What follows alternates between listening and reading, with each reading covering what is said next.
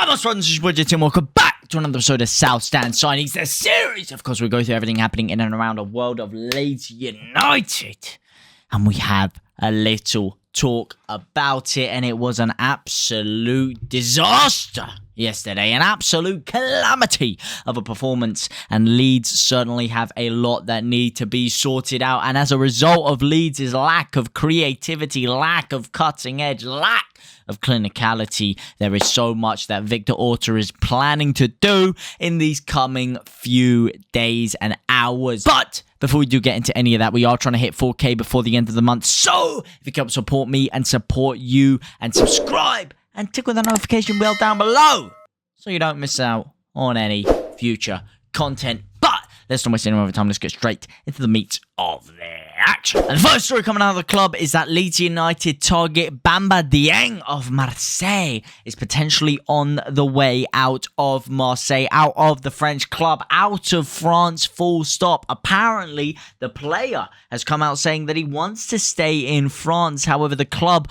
are very, very keen to offload him to an English club. Now, which English club, may you ask? Well, there are 3 clubs linked with him. And let me tell you why Leeds are potentially one of the front runners. Now, the first club linked with him is Newcastle United. Now, Newcastle United break the bank on Isaac. That's right. Their £63 million purchase of him. Oh my god, I wish Leeds had that kind of money to band about. So that leaves him wide open for the transfers to either Leeds or West Ham United. Now, West Ham United are apparently kind of keen. Moyes is apparently keen on signing him. However, it does look like Leeds are kind of sneaking their way in there, because West Ham aren't really that much in the market as much as Leeds are. You know, they signed Sakamba. They already have a plethora of attacking options in there. Ben Rama can't even get a full 90 minutes for them at the moment. They've got so much attacking threat, so much attacking depth. It's unbelievable. So will he really be offered first team football over there? Will Leeds be able to offer him more first team football with Bamford unable to even get himself into the starting 11 because he can't keep himself fit? There is a massive option there. We saw today with Rodrigo Moreno, it's not enough. We need another striker. We need someone else that can come in across that front line and help us not only score goals, but create goals. Because what did I tell you about what we're missing with Patrick Bamford? Is someone who can create goals. Okay, we didn't have that with Patrick Bamford. We did have that with Patrick Bamford. We didn't have that without Patrick Bamford.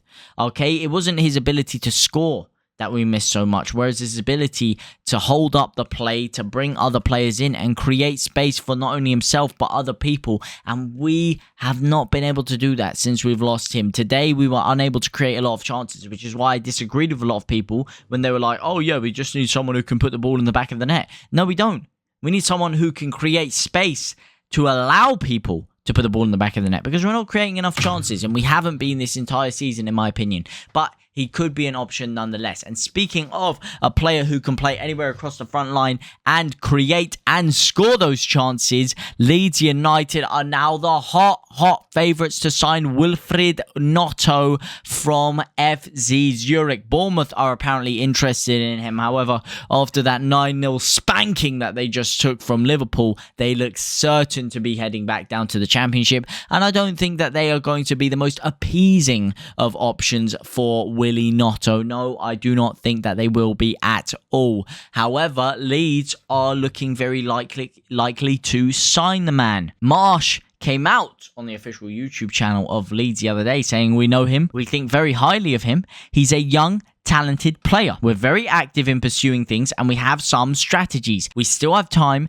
There will be movement. With Leeds seemingly no closer to signing a new striker, does it make sense now to move for the 18-year-old? It kind of does. He is going to probably be behind Joffrey Gelhardt in the pecking order, which raises the question, if Joe Gelhardt can't even get a game for Leeds, will Wilfried Gnonto be able to get a game for Leeds? Or do they rate him higher than Joe Gelhardt, which I highly doubt they do?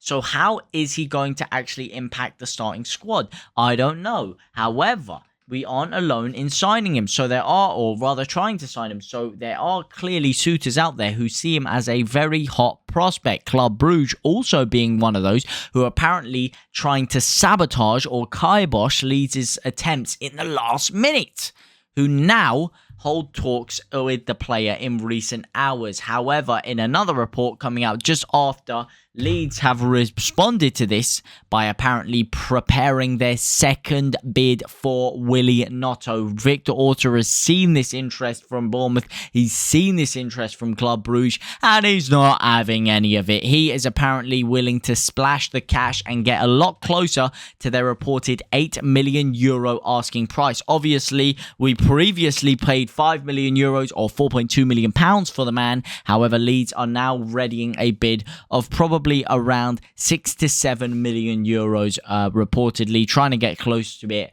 If it is €7 million and they do really want the player, just pay €8 million. It's not that much more in the grand scheme of things, especially because he's probably going to be on low wages. Now, I don't know whether we still have to let a player go if we're signing him, or if we're signing him because he's a cheap option and we don't have to get a player go. I'm not too sure about this whole thing. The whole thing is a little bit confusing. It is a little bit confusing for me. Yeah, he's 18 years old. He got 22 goal contributions in 73 appearances despite being so young, which is pretty impressive. But then again, he is playing for Zurich. It's a tough one. It is a tough one. He's also playing for an international team that are going to tear it up in this year's World Cup. Wait. My bad. Slip of the tongue there. Oh, man. But no, I'm not 100% sure on this move. It just gives me 50-50 vibes. But if it's either that or signing no one, then it's probably better to get someone through the door. But let me know what you guys think about it down in the comment section down below. I'm very, very, very intrigued to hear what you guys have to say about it. Now, one man that I've heard you guys speak a hell of a lot about down below, to the left, to the right, above me, in the centre, everywhere, is this Wolverhampton Wanderers forward, Hwang Hee-Chan. And Leeds United's interest has been a talking point around this past week. Is it real? Is it fake? Is it a myth? Is it a myth-busting Mondays? What actually is it? What's going on here? Well, apparently it ain't a myth. Apparently it ain't fake. Apparently, there is some serious legs to this. Leeds are still looking for a forward, like we said. It could be Wilfired Gnonto, like we were just talking about. However, according to reliable, key word here, reliable journalist Liam Keane, Leeds, like Liam, are very keen on signing the Wolves man. Now, speaking of reliable journalists, there's a very reliable journalist right in front of you, and his name is JT, or James Toon, whatever you want to call me. And Mr. James Toon, the journalist, is here to tell you we're not signing Hwang. No, I'm joking. We are signing him. I'm telling you, I can feel it, I can taste it, I can smell it, I can hear it. No, in all seriousness, I don't know. I don't know about this one. It doesn't seem likely that we are. There's just not enough time. 4 days left in the transfer window.